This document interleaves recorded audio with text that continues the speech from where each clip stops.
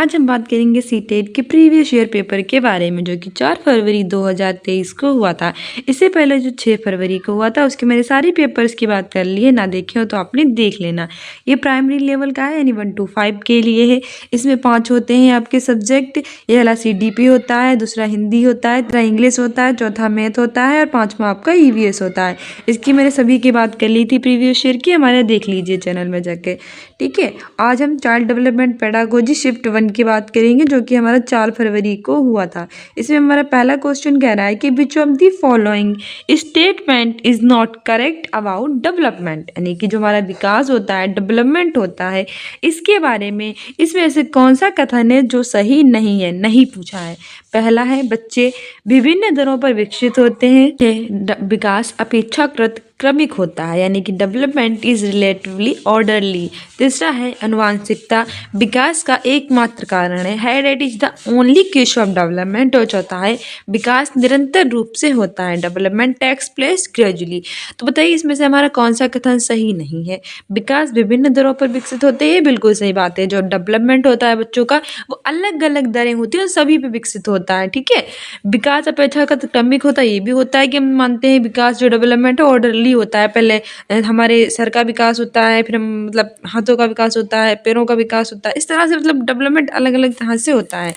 विकास जो होता है हमारा, वो निरंतर रूप से होता है, मतलब लगातार होता रहता है। हाँ, ये भी बिल्कुल बात सही है, विकास होता रहता है। लेकिन अनुवांशिकता, हेरिडिटी, ये विकास का एकमात्र कारण है, ओनली क्यों कह दिया है, तो ये गलत हो जाएगा, क्योंकि एकमात्र कारण नहीं होती है। विकास पर्यावरण और अनुवंशिकता दोनों से होता है, क्योंकि जो हमारा इन्वायरमेंट होता है उससे तो हमारा डेवलपमेंट होता है। लेकिन इसने हमसे कह दिया है कि विकास जो है वो एकमात्र कारण किसका है, अनुवंशिकता। नहीं, ये गलत हो जाएगा। और हमसे पूछा क्या था कि कौन सा गलत है, इसलिए हमारा ऑप्शन सी सही हो जाएगा। ठीक है, ये देख लेना कि सही पूछा है कि गलत पूछा है।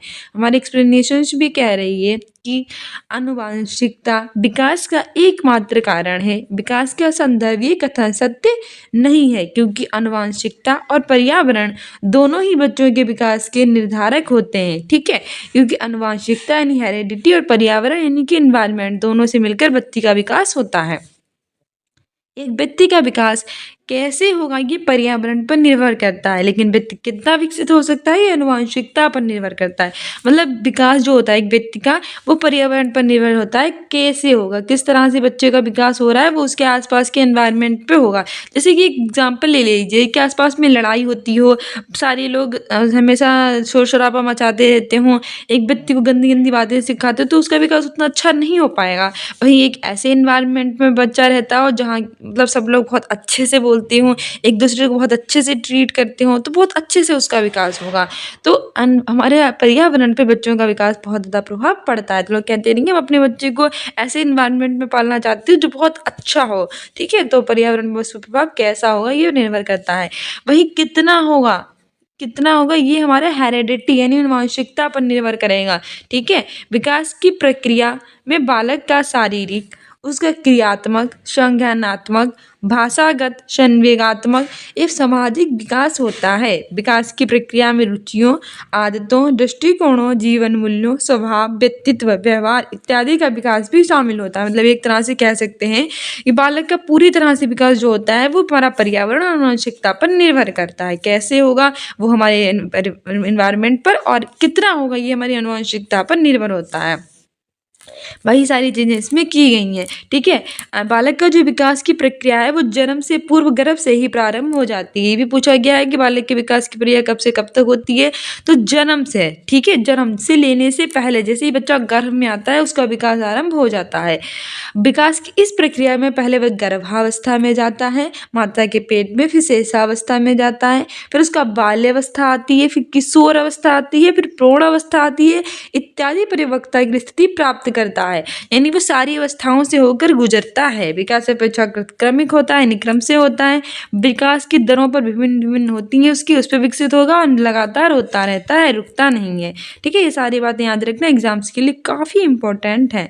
नेक्स्ट कह रहा है कि human capability such as intelligence, problem solving and critical thinking come directly under purview of dash domain of development, यानी कि मानवीय क्षमताएं जैसे कि बुद्धि, समस्या समाधान और समालोचनात्मक चिंतन का सापेक्ष रूप से विकास के किस क्षेत्र के अंतर्गत अध्ययन किया जाता है? पहला है शारीरिक यानी कि फिजिकल, दूसरा है संवेगात्मक यानी कि इमोशनल, तीसरा है संज्ञानात्मक यानी कि कॉग्निटिव और चौथा है नैतिक यानी कि मोरल।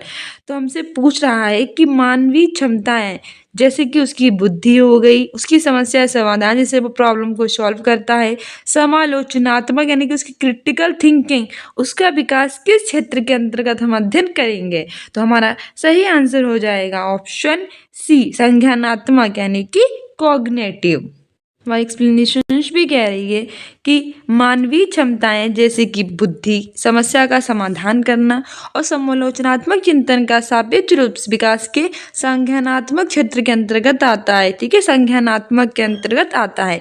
ये हमारा 1 to 5 के लिए 4 फरवरी को पूछा गया था। अंतर्गत मानसिक क्रियाओं के द्वारा अधिगम को हम प्राप्त करते हैं। संज्ञान के अंतर्गत ज्ञान, संवेदना, समग्रता, विश्लेषण, संश्लेषण, मूल्यांकन, प्रत्यक्षीकरण, कल्पना, तर्क, चिंतन, अनुप्रयोग, स्मृति, बौद्धिक क्षमता इत्यादि भी आते हैं। संज्ञान एक कैसी प्रक्रिया है? मानसिक प्रक्रिया, जिसके माध्यम से कोई व्यक्ति, संज्ञान हमारी कैसी होती है? एक मानसिक प्रक्रिया होती है और जिसके द्वारा व्यक्ति क्या करता है कि जो जानकारी है, जो इन्फॉर्मेशन है उनको प्राप्त करता है, कोई भी प्रॉब्लम है उसको सॉल्व करता है, यानी समस्या का वो हल निकालता है, चिंतन और तर्क भी कर सकता है, दो वस्तुएं जो होती हैं उनके बीच में विभेद करता है कि कौन सी वस्तु कैसी है, कौन सी वस्तु में क्या है, संकल्पना को रिमेंबर कर सकता है। ये विकास की प्रक्रिया कैसी होती है? व्यक्तिगत होती है। ठीक है, और संज्ञानात्मक विकास से बालक में सीखने की क्षमता भी बढ़ती है और प्रक्रियाओं का विकास शेष अवस्था से पहले ही प्रारंभ हो जाता है। नेक्स्ट अभिकथन और कारण है, और ये बहुत ही अजीब तरह के क्वेश्चंस होते हैं अभिकथन और कारण वाले, और जरूर ही पूछे जाते हैं। जब से ऑनलाइन पेपर हो रहा है तब से तो बहुत ज़्यादा पूछे जाते हैं, तो अच्छे से याद करना। ठीक है, असर्शन यानी कि अभिकथन ए है और रीजन यानी कि कारण आर है। तो हमारे सबसे पहले असर्शन यानी अभिकथन कहेगा कि बच्चे केवल औपचारिक स्कूली शिक्षा द्वारा ही कौशल, मूल्य और रीतियां ग्रहण करते हैं। Childrens acquires skills, values and customs only through formal schooling. मतलब मुझे नहीं समझ में आ रहा ये कौन सा कथन हो हमारा कि वो सिर्फ औपचारिक स्कूल द्वारा ही शिक्षा ग्रहण करेंगे, बाकी जैसे भी ग्रहण ही नहीं कर सकता। अगर बच्चे स्कूल नहीं जाते क्या बच्चे वो अच्छे से स्कूल नहीं ग्रहण कर सकते शिक्षा? तो ये तो बहुत अच्छा मुझे नहीं लग रहा है, फिर भी चलो देख लेते हैं। दूसरा हमारा कह रहा है कि बच्चे का समाजीकरण एक सरल व रेखीय प्रक्रिया है। Socialisation of children is a simple and linear process. तो हमें सही विकल्प चुनना है कि इसमें से कौन सा सही है और कौन सा नहीं है। तो हमारा पहला कह रहा है कि both A and R true and R is the correct explanations of A, यानी कि जो ए है और आर है दोनों कैसे हैं? बिल्कुल सही हैं, और आर ए की क्या कर रहा है? सही व्याख्या। सेकेंड है कि both A and R true but R is not the correct explanations of A, यानी कि ए और दोनों कैसे हैं? सही हैं, लेकिन आर ए की सही व्याख्या नहीं कर रहा है।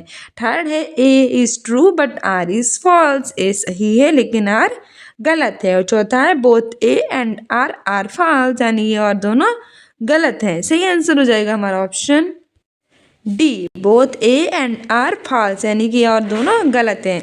ठीक है, दोनों के दोनों ही इसमें गलत हैं। कैसे गलत है? क्योंकि देख लेते हैं, मैं पहले ही लग रहा था कि दोनों ही गलत होंगे, क्योंकि उपयुक्त प्रश्न में जो अभिकथन ए था और कारण आर था वह दोनों थे गलत। बच्चे केवल औपचारिक स्कूली शिक्षा द्वारा ही कौशल, मूल्य और रीतियां ग्रहण नहीं करते हैं, वे अनौपचारिक शिक्षा द्वारा भी अपने दैनिक क्रियाकलापों का भी अध्ययन कर। मैंने आपको बताया था कि सिर्फ हम औपचारिक स्कूली शिक्षा द्वारा ही कौशल, मूल्य और रीतियां ग्रहण करेंगे, जरूरी नहीं है और ये हो ही नहीं सकता, क्योंकि जो अनौपचारिक शिक्षा होती है उसके द्वारा भी हम ये सारी चीज़ों को ग्रहण करते हैं। अनौपचारिक शिक्षा क्या होती है, अनौपचारिक शिक्षा क्या होती है वो भी एक बार देख लेते हैं जिससे आपको अच्छे से समझ में आए। जो औपचारिक शिक्षा होती है ये वह शिक्षा होती है जो विभिन्न औपचारिकताओं के साथ जानबूझकर निश्चित नियम अनुसार क्रियाशील होती है तथा ये नियमित रूप से विधिवत प्रदान की जाती है। ठीक है, शिक्षा का स्थान और समय निश्चित होता है और शिक्षा की विषय सामग्री भी निश्चित होती है। बच्चों का समाजीकरण एक सरल और रेखीय प्रक्रिया में नहीं होता है। मतलब वह शिक्षा जिसका अपना समय होता है, एक व्यवस्थित टाइम पे होती है, व्यवस्थित जगह पे होती है, वो ज़रूर प्रदान की जाती है और नियमित रूप से दी जाती है, वो होती है औपचारिक शिक्षा। जबकि अनौपचारिक शिक्षा में ऐसा कुछ नहीं होता है, ठीक है, ये याद रखना। वहीं बच्चों का समाजीकरण एक सरल और एक ही प्रक्रिया में होता है, ये भी गलत बात है, क्योंकि बच्चे भिन्न भिन्न समाज में विकसित होते हैं, इसलिए इसे रेख ही नहीं कह सकते। बच्चों का विकास कैसे होता है, अलग अलग समाज में होता है, इसलिए हम रेखा में नहीं कह सकते कि एक रेखा में ही चलता है। बालक के समाजीकरण में अनुकरण का बहुत अधिक महत्व होता है, क्योंकि आरंभ से ही वे दूसरों का अनुकरण करके अनेक बातों को सीखते हैं। अनुकरण मतलब नकल। बच्चों का विकास जो होता है वो अनुकरण से बहुत ज़्यादा प्रभावित होता है। क्यों होता है? क्योंकि बच्चा बचपन से ही लोगों की अनुकरण यानी कि नकल करने लगता है। जैसा वो लोगों को अपने समाज में उठता बैठता देखता है, वैसे देखने लगता है। परिवार में अगर बहुत प्यार मोहब्बत है तो वो भी वैसा ही रहेगा। अगर औरतों को बहुत अच्छे से व्यवहार किया जाता है तो वो वैसा ही करेगा। लेकिन अगर उसके विपरीत बच्चों जो औरतें हैं, बच्चे हैं, उनसे गलत व्यवहार किया जाता है तो वो भी वही सीखेगा, ठीक है, यानी कि वो नकल से ही सीखता है। बच्चे उसी का अनुकरण करते हैं और फिर वैसा ही व्यवहार करते हैं अपने घर और समाज के लोग बातचीत में। मतलब वैसे ही जैसे वो बातचीत करते हैं वैसे ही उनकी नकल करेगा और वैसा ही वो करेगा, क्योंकि छोटा बच्चा होता है वो नकल के द्वारा ही सबसे ज़्यादा सीखता है, ठीक है, याद रखना, एग्जाम के लिए इम्पोर्टेंट है। नेक्स्ट है कि जीन पियाजे के अनुसार व्यक्ति किस अवस्था को प्राप्त करने के लिए समाधान की निरंतर खोज करने में लगा रहता है। एज फॉर जीन पियाजे, individual continually keep searching for a solution to achieve the state of। Option A है संतुलन, इक्विलिब्रेशन। ऑप्शन बी है असंतुलन, डिसइक्विलिब्रेशन। तीसरा है आत्मसातकरण, एसिमिलेशन। और चौथा है समंजन यानी कि अकोमोडेशन। तो हमारा सही आंसर हो जाएगा ऑप्शन ए संतुलन, ठीक है, इक्विलिब्रेशन। मैंने पहले भी आपको बताया था कि जीन पियाजे की सारी अवस्थाओं के बारे में बताया था, कम्युनिटी पोस्ट में भी डाला था, तो कम्युनिटी पोस्ट देखा कीजिए।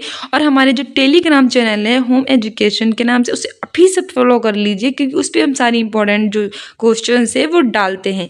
तो अभी हमारा जो होम एजुकेशन है इसके नाम से हमें टेलीग्राम पे फॉलो कीजिए, ठीक है, अपने एग्जाम में बेटर करने के लिए। तो हमारा सही आंसर संतुलन हो जाएगा।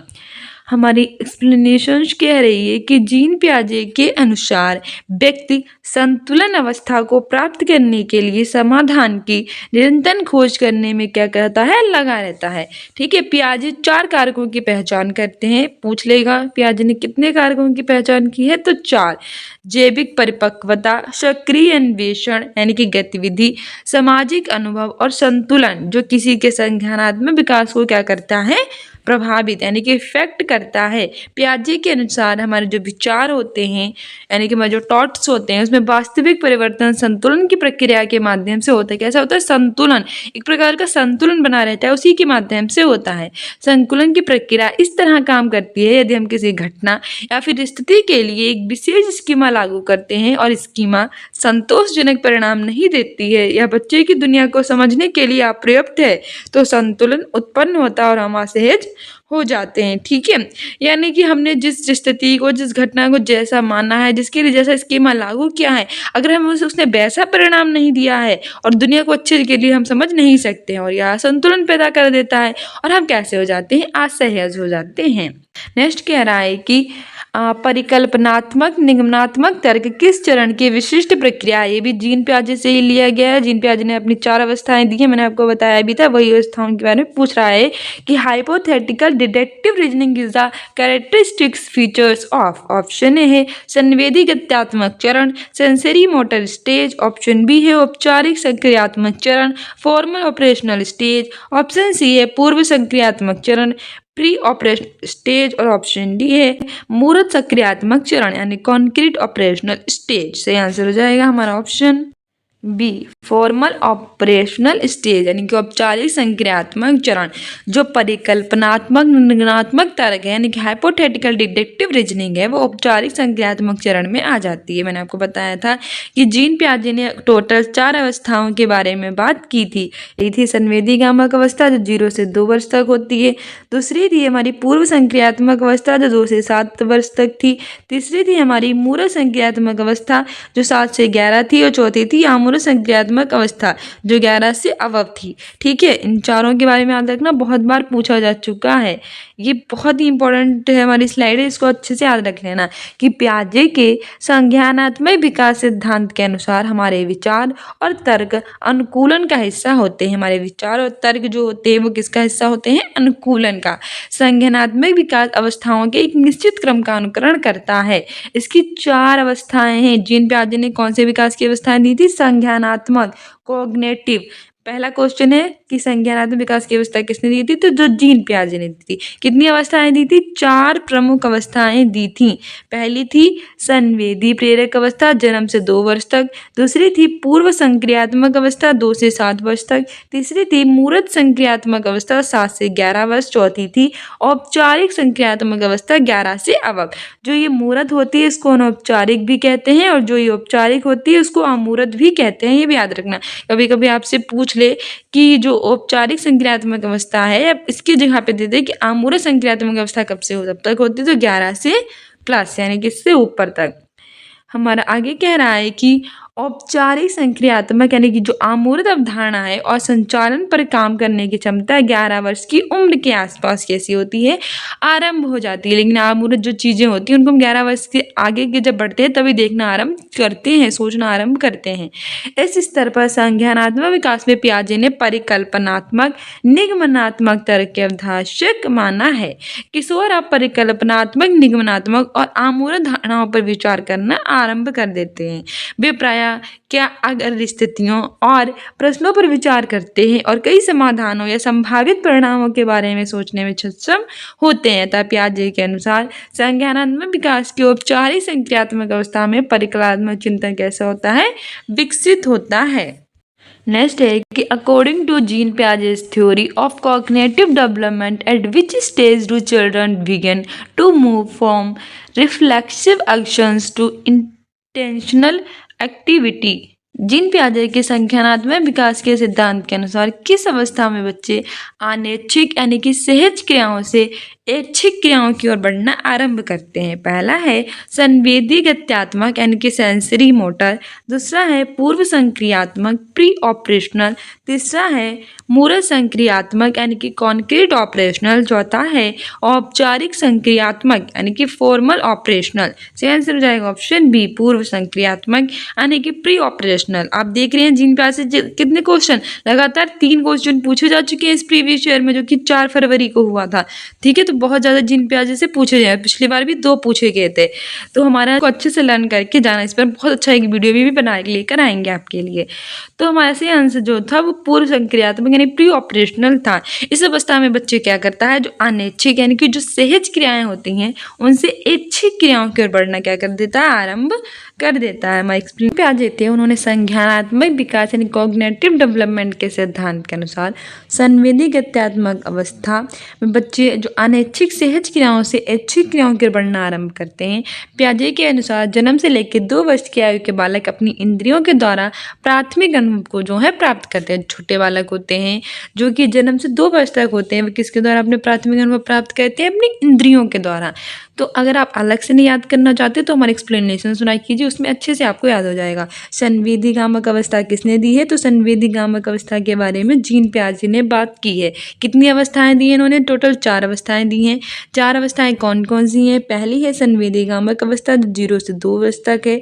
दूसरी है हमारी पूर्व संक्रियात्मक अवस्था जो 2 से 7 वर्ष तक है। तीसरी है हमारी मूर्त संक्रियात्मक अवस्था जो 7 से 11 वर्ष तक है। चौथी है हमारी अमूर्त संक्रियात्मक अवस्था जो 11 वर्ष से ऊपर तक है। ठीक है, बस ये 4 अवस्थाएं, उनके बारे में इतना याद कर लेना। इन क्रियाओं में किसी भी वस्तु को मुंह से लेकर जन्म से 30 दिन तक की अवस्था में बालक केवल सहज क्रियाएं करता है। इस क्रियाएं में किसी भी वस्तु को मुंह से लेकर चूसने की क्रिया सबसे अधिक प्रबल होती है। जन्म से 30 दिन तक बालक क्या करता है? केवल जो सहज क्रियाएं हैं उन्हीं करेगा। बहुत आसान क्रियाएं होती है, जैसे कोई वस्तु मिलेगी, उसे कोई वस्तु उसके हाथ में होगी तो वो क्या करेगा? उसे चूसने लग जाएगा। तो आपने देखा होगा कि बच्चे के हाथ में जो भी होता है वो अपने मुँह में रखने लगता है। ठीक है, 1 से लेकर 4 माह तक के बच्चों की सहज क्रियाएं कुछ सीमा तक उनकी अनुभूति द्वारा परिवर्तित होती हैं, दोहराई जाती हैं और एक दूसरे के साथ समन्वित यानी कोऑर्डिनेट यानी कि कोऑर्डिनेट होती हैं। लेकिन 1 से 4 महीने का बच्चे 4 महीने के बच्चे क्या होती हैं, उनकी क्रियाएं थोड़ी सी कैसी हो जाती है, सहज।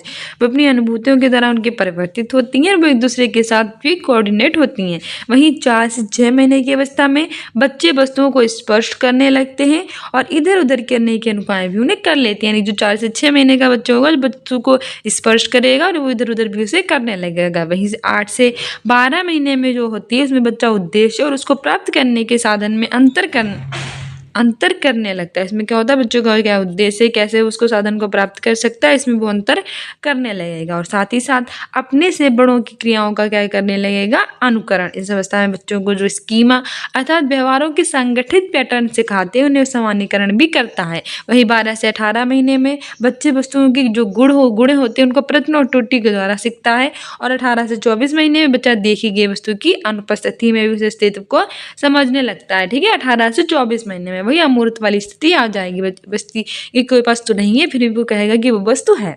नेक्स्ट है कि when presented with the Heinz dilemma eight years old, Gurpreet responded that Heinz should steal the money because he needs it. At which stage of moral reasoning is children's judgment of right and wrong determined by personal needs and wants. आपने देखा होगा कि hence की दुविधा से पिछली बार भी question पूछा गया था। पिछले प्रीवियस ईयर में जो मैंने आपको कराया था, प्लेलिस्ट में है, ना देखा हो तो जाके देख लीजिए। उसमें भी हैंज और जीन प्याजे से बहुत क्वेश्चन आए थे और इसमें भी आ रहे हैं, यानी कि सारे प्रीवियस ईयर में पूछे गए हैं लगातार। तो इसको आप कम मत समझिएगा, हैंज वाला अच्छे से याद करके जाइएगा, आपके बार में लेकर आऊँगी। और जीन प्याजे का भी कह रहा है कि जो हैंज है उसको, यानी कि जो हैंज दुविधा है उसको गुरप्रीत ने, 8 वर्ष का गुरप्रीत है, उसने सुन लिया। उसने कहा कि हैंज को पैसा चुरा लेना चाहिए। क्यों? क्योंकि उसे इसकी क्या है, ज़रूरत है। नैतिक तर्क के किस स्तर पर बच्चे सही और गलत का फैसला व्यक्तिगत ज़रूरतों और चाहतों के आधार पर करते हैं। जो हैंज था, मैंने आपको बताया था हैंज की क्या दुविधा की, कि उसे पैसों की बहुत ज़्यादा ज़रूरत थी, लेकिन उसे वो पैसा चुराना चाहिए कि नहीं चुराना चाहिए, वो खाली थी। तो कोई लोग कहते थे चुरा लेनी चाहिए क्योंकि उसे उसकी ज़रूरत है, जैसे कि 8 वर्ष के गुरप्रीत ने कहा है। लोग कहते हैं नहीं चुरानी चाहिए क्योंकि ये गलत है। तो ये सब अलग अलग धारणाएं होती हैं और अलग अलग समय पे आती हैं। तो वहीं हमसे पूछ रहा है कि कौन सी धारणा में आ जाता है। पहला है कि दंड और आज्ञा पालन अभिमुखता, पनिशमेंट एंड ऑबिडेंस ओरिएंटेशन। नहीं, ये नहीं होगा। क्यों नहीं होगा? क्योंकि अगर वो ये सोचता है कि हैंज को पैसा नहीं चुराना चाहिए क्योंकि उसे दंड मिलेगा, ठीक है, तब ये दंड और आज्ञा पालन में होता है। अगर वो दंड के बारे में सोच रहा होता, पर ऐसा वो कुछ सोच नहीं रहा है। सेकंड है यांत्रिक सापेक्षिक अभिमुखता, यानी कि इंस्ट्रूमेंटल रिलेटिविस्ट ओरिएंटेशन। तीसरा है अच्छा लड़का अच्छी लड़की अभिमुखता, good boy good girl orientation.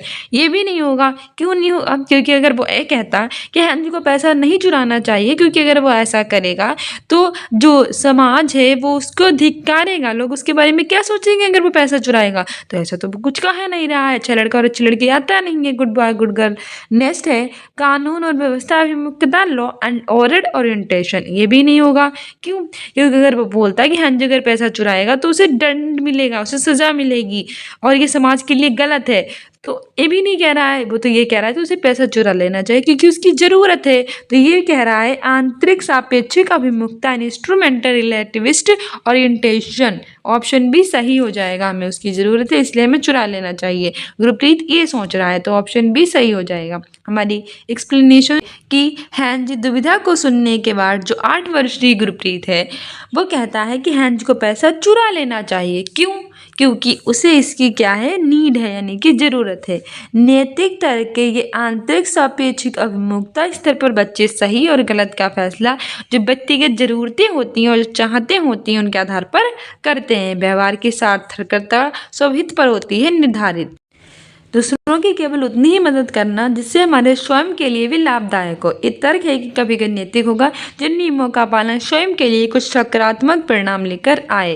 मतलब यही है कि इसलिए हमें चोरी कर लेनी चाहिए क्योंकि हमारी ज़रूरतें हैं, ना कि इसलिए कि हम समाज के नियमों के अनुसार बंधे रहेंगे या फिर कुछ भी। ठीक है, तो ये हमारा ऑप्शन सही हो जाएगा। बाकी वही सब दिया गया है। नेक्स्ट है कि लेव वाइगोत्स्की के सिद्धांतों को किस तरह का सिद्धांत माना जाता है, यानी कि Lev Vygotsky's theory is referred to as dash theory. Lev Vygotsky से भी पिछली बार क्वेश्चन पूछे गए थे, तो आप एक पेज लीजिए, उस पर देख लीजिए किससे किससे ज़्यादा क्वेश्चन पूछे जाते हैं। लाइफ-बायगोत्स्की, जीन पियाजे और आपके हार्वर्ड गार्डनर और आपके कौन से भी मैंने आपसे पूछे के बता उसके और आपके हैंड से, ठीक है, ये सारे क्वेश्चंस पूछे जाते हैं। तो लाइफ-बायगोत्स्की के सिद्धांत के अनुसार वो किस तरह का सिद्धांत कहेंगे? ऑप्शन ए है मनोविश्लेषणात्मक, साइकोनोगेलेटिक्स, बी है सामाजिक सांस्कृतिक सोशियो कल्चरल, ऑप्शन सी है व्यवहारवादी व्यवहारिस्टिक्स, ऑप्शन डी है सूचना प्रसंस्करण इंफॉर्मेशन प्रोसेसिंग। सही आंसर हमारा हो जाएगा ऑप्शन बी सामाजिक सांस्कृतिक यानी कि सोशियो कल्चरल। लाइफ-बायगोत्स्की के सिद्धांत को हम सामाजिक सांस्कृतिक तरह का सिद्धांत कहेंगे। हमारी एक्सप्लेनेशन भी कह रही है कि लाइफ-बायगोत्स्की को सामाजिक सांस्कृतिक का सिद्धांत माना जाता है। लाइफ-बायगोत्स्की कौन से थे? एक रूसी मनोवैज्ञानिक थे। कह रहा है कि लाइफ-बायगोत्स्की के सिद्धांत को हम सामाजिक सांस्कृतिक सिद्धांत माना जाता है। लाइफ-बायगोत्स्की ने कौन सा समाज सिद्धांत दिया था? सामाजिक सांस्कृतिक का सिद्धांत। लाइफ-बायगोत्स्की एक रूसी मनोवैज्ञानिक थे। ये भी क्वेश्चन पूछ लेता है कैसे मनोवैज्ञानिक थे, तो रूसी थे जिन्होंने सामाजिक सांस्कृतिक सिद्धांत का प्रतिपादन किया है, जिसको निकट विकास का क्षेत्र यानी जोन ऑफ प्रॉक्सिमल डेवलपमेंट के नाम से जाना जाता है। बहुत सारे क्वेश्चन से पूछ लेता है। लाइफ-बायगोत्स्की ने दिया है सामाजिक सांस्कृतिक का सिद्धांत और ये कैसे वैज्ञानिक थे? रूसी थे और इन्होंने किस विकास का क्षेत्र दिया है? Zone of proximal development. सबसे पहले पूछता है कि ZPD की फुल फॉर्म क्या है, तो वो है जोन ऑफ प्रॉक्सिमल डेवलपमेंट। किसने दिया है? तो ये दिया है लाइफ-बायगोत्स्की ने। लाइफ-बायगोत्स्की के अनुसार छात्रों को अधिगम करवाने या उनका विकास करने हेतु उचित मार्गदर्शन या दिशा निर्देश की आवश्यकता होती है, यानी कि जो बच्चे होते हैं उनका विकास अच्छे से हो तो उसके लिए उसे किसकी ज़रूरत होती है? दिशा यानी कि मार्गदर्शन देने की ज़रूरत होती है, ठीक है। ये छात्रों को ये निर्देशन और मार्गदर्शन समाज और संस्कृति से प्राप्त होता है। बायगोत्स्की सिद्धांत को हम संरचनावादी की संज्ञा दी जाती है। बायगोत्स्की बालक के सर्वांगीण विकास में सामाजिक और सांस्कृतिक सिद्धांतों को महत्वपूर्ण स्थान क्या देता है?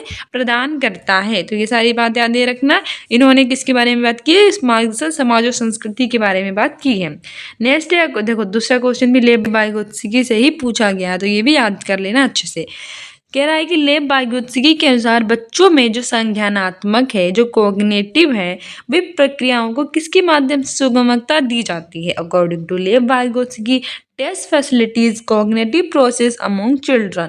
पहला है नकारात्मक पुनर्वलन निगेटिव रेनफोर्समेंट, दूसरा है प्रतियोगिता कॉम्पिटिशन, तीसरा है लैंग्वेज भाषा, चौथा है आनुवांशिक विन्यास जेनेटिक डिस्पोजिशन। से आंसर हो जाएगा हमारा ऑप्शन सी लैंग्वेज यानी कि भाषा, ठीक है। लाइफ-बायगोत्स्की के अनुसार बच्चों में जो संज्ञानात्मक प्रक्रियाएं होती हैं वो भाषा के माध्यम से उनमें सुगमता दी जाती है, लैंग्वेज के द्वारा। हमारी एक्सप्लेनेशन भी कह रही है कि लाइफ-बायगोत्स्की के अनुसार बच्चों में संज्ञानात्मक प्रक्रियाओं को भाषा के माध्यम से सुगमता दी जाती है।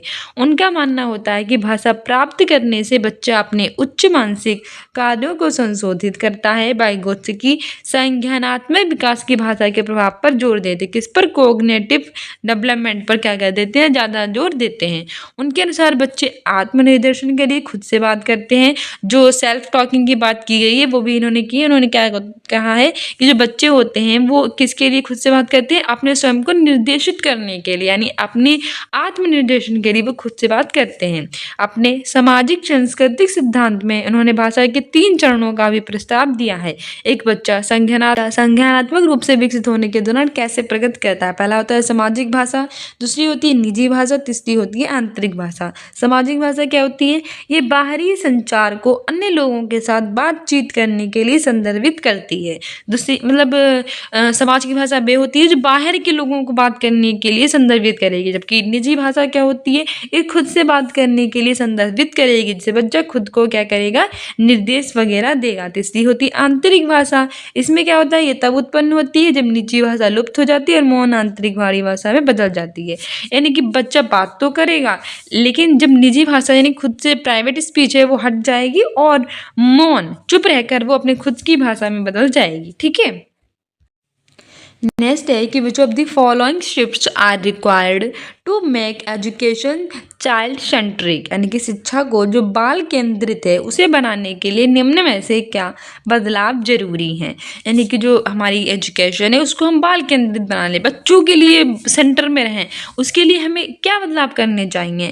पहला है कि रचनात्मक मूल्यांकन से हम योगात्मक मूल्यांकन की ओर जाएं, यानी कि from formative to summative assessment. Second है कंठस्थ स्मरण से क्रिया आधारित अधिगम की ओर, from rote memorization to activity based learning, यानी कि जो बच्चा रट्टा मारते हैं उसको हटा दें और जो एक्टिविटी है वो ज़्यादा से ज़्यादा करवाएं। ठीक है। थर्ड है from discovery learning to lecture method, यानी कि खोजी अधिगम से व्याख्यान विधि की ओर। और चौथा है कि लचीले पाठ्यक्रम से मानकीकृत पाठ्यक्रम की ओर, from flexible curriculum to standardized curriculum. से आंसर हो जाएगा हमारा ऑप्शन बी। ठीक है। कंठस्थ स्मरण से क्रिया आधारित अधिगम की ओर, जो हमारी बच्चों की शिक्षा हो वो बच्चों केंद्रित ही हो, उसमें बच्चा प्राथमिकता हो हमारी, तो हम कंठस्थ स्मरण रोट मेमोराइजेशन को हमें हटा देना चाहिए, रट्टा नहीं मरवाना चाहिए। इसकी जगह पे हम एक्टिविटी बेस्ड लर्निंग करवा सकते हैं। ठीक है। बहुत ज़्यादा उपयोगी ये होती हैं बच्चों के लिए। एक्सप्लेनेशन कह रही है कि बालक के मनोविज्ञान को समझते हुए शिक्षण की व्यवस्था करना तथा उसकी अधिगम संबंधी कठिनाइयों को दूर करना ही बाल केंद्रित शिक्षा कहलाती है। यानी कि बच्चों का जो मनोविज्ञान होता है उसको हम अच्छे से समझें और अच्छे से उनके शिक्षण की व्यवस्था करें, और जो उनकी हमारे सीखने में जो कठिनाइयाँ आती हैं, जो प्रॉब्लम्स होती हैं, उनको दूर करें, तो वही होती है बाल केंद्रित शिक्षा। यानी कि बालक की जो रुचियां हैं, हम सरल शब्दों में कह सकते हैं कि बाल केंद्रित शिक्षा पे शिक्षा होती है जिसमें बालक की रुचियों का, उनकी प्रवृत्तियों का, उनकी क्षमताएं होती है, उनको अच्छे से ध्यान रखा जाए। ठीक है। बाल केंद्रित शिक्षण में जो व्यक्तिगत शिक्षण होता है उसको महत्व दिया जाता है। इसमें बालक का व्यक्तिगत निरीक्षण कर उसकी दैनिक कठिनाइयों को दूर करने का प्रयास किया जाता है। इसमें बालक का जो मतलब एक तरह से हम ये कह सकते हैं कि बालक जो होता है वो प्राथमिक स्तर पर होता है, यानी कि जो होता है सेंटर में होता है। उसे क्या कौन सी प्रॉब्लम्स आ रही हैं, उसका शारीरिक, व्यवहारिक, कॉग्निटिव, मतलब क्या क्या उसकी दिक्कतें हैं, वो कहीं बीमार तो नहीं है, वो सारी चीज़ें हैं तो उसको दूर किया जाता है। उसकी रुचि और इंटरेस्ट के हिसाब से उसे शिक्षा दी जाती है।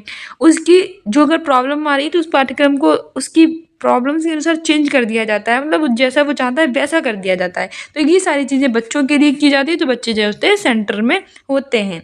ठीक है। वही सब इसमें दिया गया है। नेक्स्ट है कि हार्वर्ड गार्डनर के बुद्धि के विचारों के अनुसार, as per Howard Gardner views on intelligence, Howard Gardner से भी पूछे जाते हैं। पहला है तार्किक गणितीय बुद्धि बुद्धि का सर्वोत्तम प्रकार है। Logical mathematical intelligence is the superior most form of intelligence. Second है कि ability to understand the feeling of others is referred to as musical intelligence, यानी कि दूसरे की जो भावनाएं हैं उनको समझने की क्षमता ही संगीतीय बुद्धि है। तीसरा है बुद्धि के 3 प्रकार है, विश्लेषणात्मक, सृजनात्मक और व्यावहारिक। Intelligence is of 3 kinds, analytical, creative and practical. और चौथा है कि हर व्यक्ति अपने आप में विभिन्न प्रकार की बुद्धियों के विभिन्न स्तर निहित करता है। Each individual has various levels of different intelligence. Answer हो जाएगा ऑप्शन डी। जो हर व्यक्ति होता है वो अपने आप में विभिन्न प्रकार की बुद्धियों के विभिन्न स्तर क्या करता है, निहित करता है। ठीक है। Each individual has various levels of different intelligences. हमारी एक्सप्लेनेशन कह रही है कि जो हार्वर्ड गार्डनर थे उन्होंने बहुबुद्धि सिद्धांत का प्रस्ताव रखा था। उनके अनुसार बुद्धियाँ जो थी वो अलग अलग प्रकार की होती थी। इस तरह से उन्होंने 8 प्रकार की बुद्धि के बारे में बात की है। फ्रेम्स ऑफ माइंड उनकी बहुत ही फेमस है जिन्होंने बुद्धि के बारे में बताया है। तो हमारा पहला क्वेश्चन कहेगा कि बहुबुद्धि के बारे में किसने बात की है, तो हार्वर्ड गार्डनर ने। हार्वर्ड गार्डनर ने किसके बारे में बात की है, तो बहुबुद्धि के बारे में। उल्टे तरह से ही पूछ सकता है, तो याद रखना कितने प्रकार की बुद्धि की बात की, 8 प्रकार की। कितनी मल्टीपल इंटेलिजेंस की बात इन्होंने की है। इनकी एक पुस्तक है फ्रेम्स ऑफ माइंड। ठीक है। ये भी याद रखना।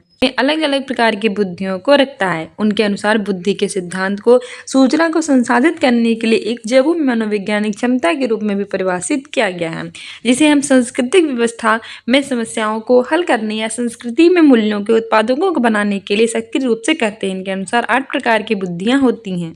जैसे कि दृश्य स्थानिक, शारीरिक गतिक, संगीत, अंतर्व्यक्तित्व बुद्धि, अंतराव्यक्तित्व, भाषाई, तार्किक, गणितीय, प्रकृतिवादी। ये 8 प्रकार की बुद्धि है। कभी कभी पूछ लेगा कौन सी बुद्धि नहीं है, तो इन 8 के अतिरिक्त और कोई भी बुद्धि है वो बुद्धि नहीं होती है। किसके अनुसार? हार्वर्ड गार्डनर के अनुसार।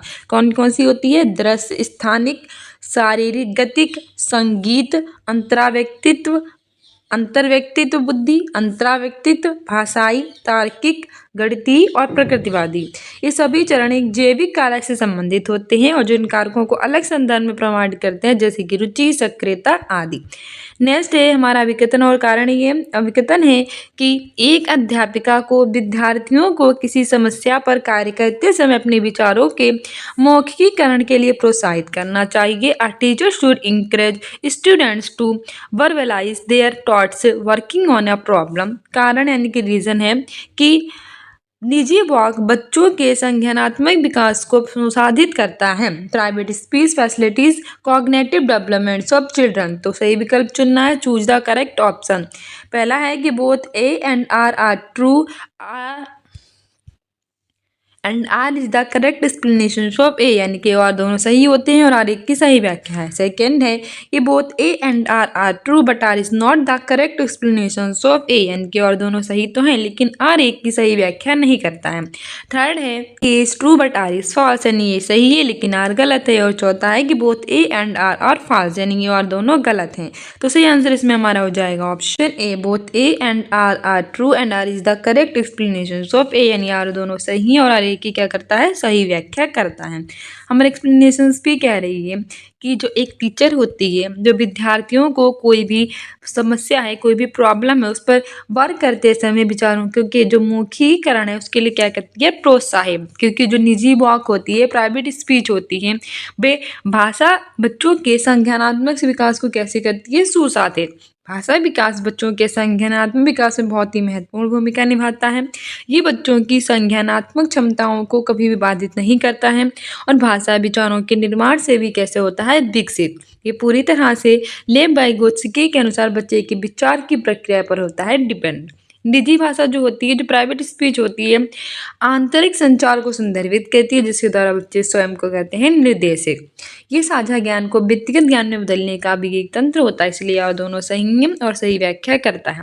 एक अध्यापिका प्रचलित सामाजिक जेंडर संबंधी रूढ़िवादिताओं को कैसे प्रभावहीन बना सकती है? A teacher can counter prevalence social gender stereotypes by, यानी कि बहुत समय से एक धारणा चली आ रही है जेंडर को लेकर, यानी स्त्री के काम करेगी, पुरुष ये काम करेंगे, अलग अलग बटे हुए हैं, तो उनको कैसे प्रभावहीन बना सकती है रूढ़िवादिता को? पहला है कि अपने ध्यान से सुनिएगा कि ऑप्शंस क्या हैं, अपना दिमाग लगाइएगा और मेरे ऑप्शन देने से पहले अब कमेंट बॉक्स में आंसर दीजिएगा।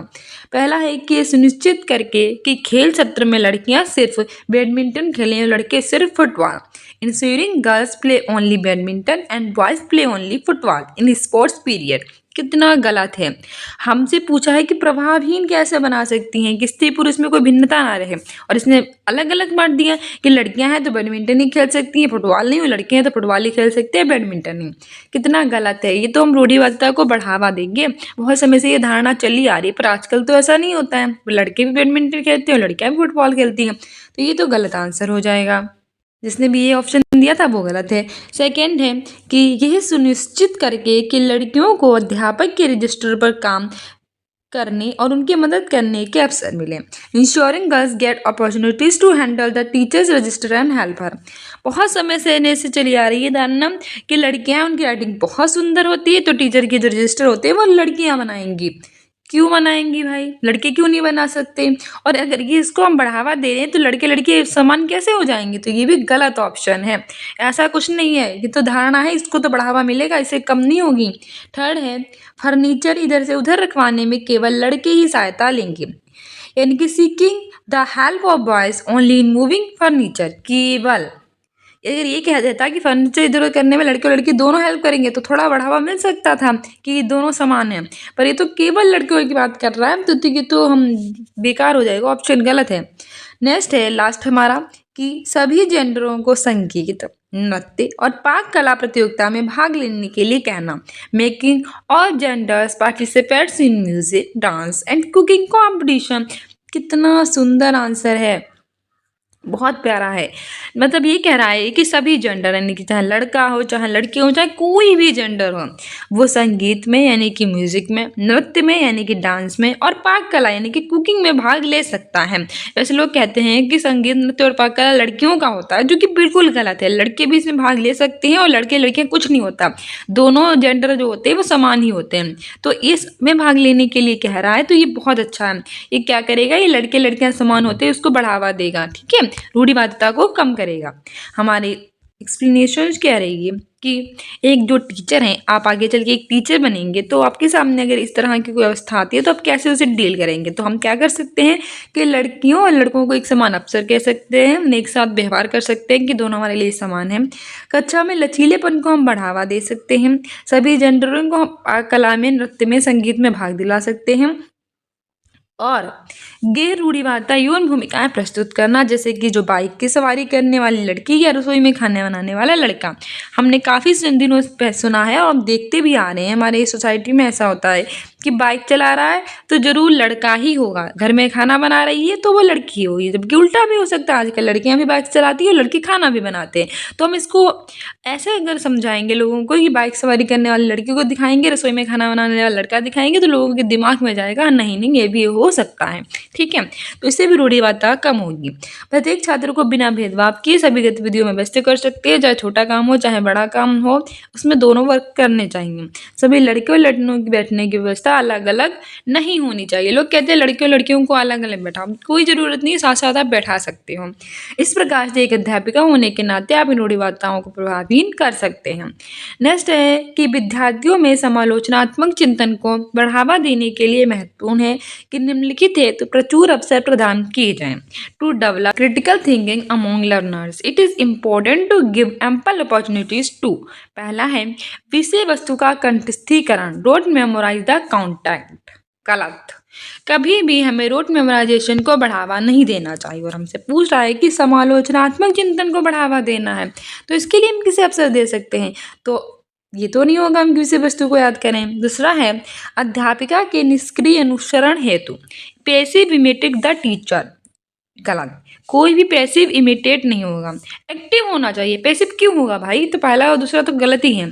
तीसरा है विविध जानकारियों की पुष्टि करने हेतु कोरबोरेट डिफरेंट इंफॉर्मेशन। और चौथा है किसी समस्या पर अपसारी चिंतन करना, to think divergently on a problem. पहला है कि पहला और दूसरा सही है, जो कि बिल्कुल गलत है, क्योंकि पहला और दूसरा तो गलत ही था। दूसरा है कि पहला और तीसरा सही है, तो ये भी गलत हो जाएगा, क्योंकि पहला तो गलत ही था। तीसरा है कि दूसरा और तीसरा सही है, ये भी गलत हो जाएगा, क्योंकि दूसरा तो हमारा गलत ही था।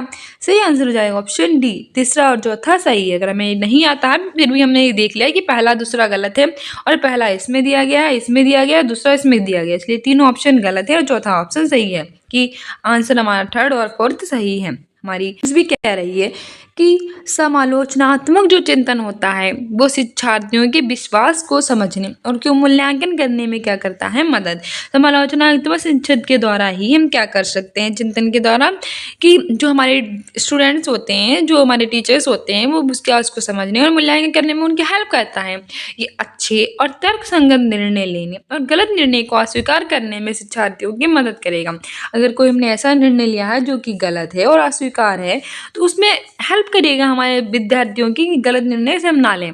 समालोचनात्मक चिंतन में चीज़ों को खुले दिमाग से देखना और अवलोकन करना, एक विचार या अवधारणा को यथासंभव कई कोणों के रूप में जांचना शामिल होता है, ठीक है। विद्यार्थियों में समालोचना चिंतन को बढ़ावा देने के लिए बहुत ही ज़्यादा जरूरी होता है, हमें बढ़ावा देना चाहिए जिससे बच्चे खुले दिमाग से सोच सके, कोई बाउंड्री ना उन पर लगे।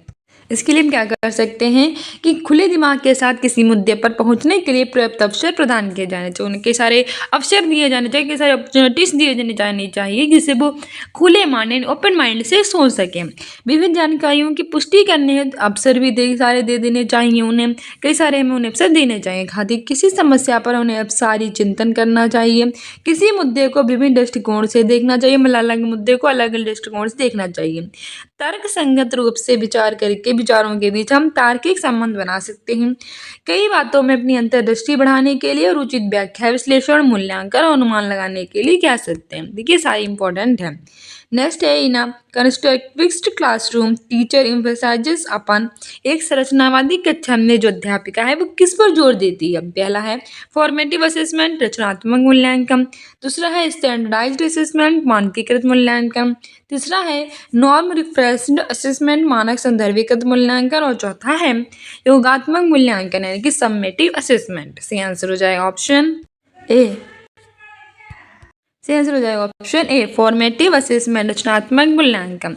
एक जो रचनावादी कक्षा है एक रचनावादी कंस्ट्रक्ट फिक्स्ड क्लासरूम है उसमें अध्यापिका रचनात्मक मूल्यांकन पर क्या दे सकती है? जोर दे सकती है। हमारे एक्सप्लेनेशन से कि एक संरचनावादी कक्षा में जो एक टीचर है वो रचनात्मक मूल्यांकन पर जोर देती है।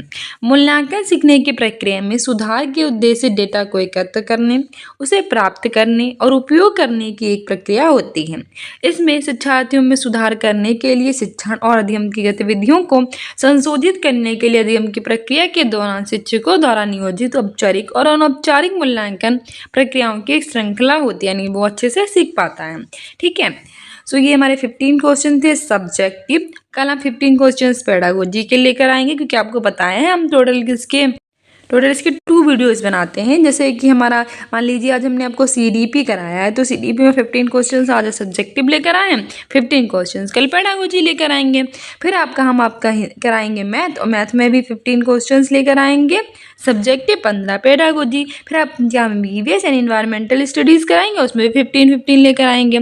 फिर उसके बाद हम आपका हिंदी कराएंगे, इंग्लिश कराएंगे, तो सब में हम सब्जेक्टिव और पेडागोजी 15 क्वेश्चन लेकर आएंगे। ठीक है, फिर आपका पूरा एक वीडियो बना देंगे, 3-4 घंटे का होगा। फिर आपका पेडागोजी का बना देंगे जिससे आप अच्छे से एग्जाम में समझ पाएँ। ठीक है, 6 फरवरी का ऑलरेडी करा रखा है, प्लेलिस्ट में जाकर देख सकते हैं आप सारे वीडियोज़।